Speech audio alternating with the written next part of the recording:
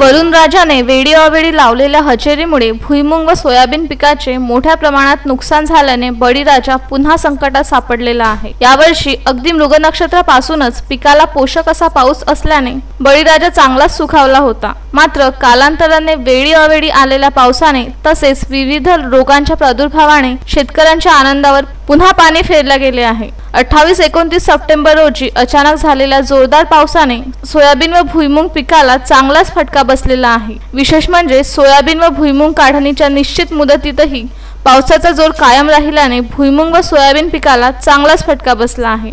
त्यामुळे पाऊस सदृश्य स्थितीत सोयाबीनच्या उत्पादनाला मुकावे लागणार की काय अशी स्थिती होती। तर भुईमुग जमिनीतच सडणार का असा प्रश्न शेतकऱ्यांसमोर उभा राहिला असताना पावसाने थोडाफार विसावा घेतला। त्यामुळे सोयाबीन व भुईमुग उत्पादकाने काढणीचा प्रारंभ केला। मात्र पुन्हा 28 सप्टेंबरला जोरदार पाऊस आल्याने शेतकऱ्यांची सोंगलेली सोयाबीन जमिनीवरच भिजली।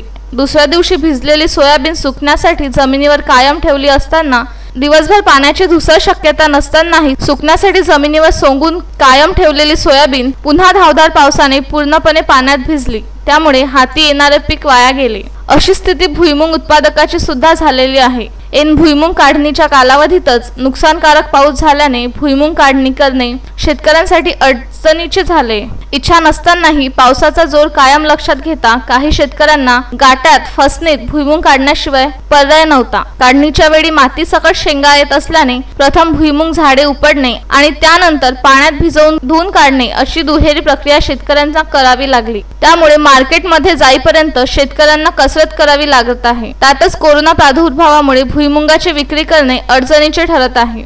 परिणामतः भुईमुगाची मोठ्या प्रमाणात नाश झाल्याने हाती येत असलेल्या पिकाला मुकावे लागले। त्यामुळे सोयाबीन पाठोपाठ भुईमुग उत्पादन सुद्धा संकटात सापडलेला आहे। श्री रामेश्वर नागपुरे यांच्या 3 एकर शेतात भुईमुग होता। भुईमुग काढणीला आला असताना सुद्धा सततच्या पावसामुळे त्यांना वेळेत भुईमुगाची काढणी करता आली नाही। त्यामुळे मोठ्या प्रमाणात नुकसान झाले आहे। नाईलाजाने भर पावसात काढणी करावी लागली अशी स्थिती कित्येक शेतकऱ्यांची झालेली आहे।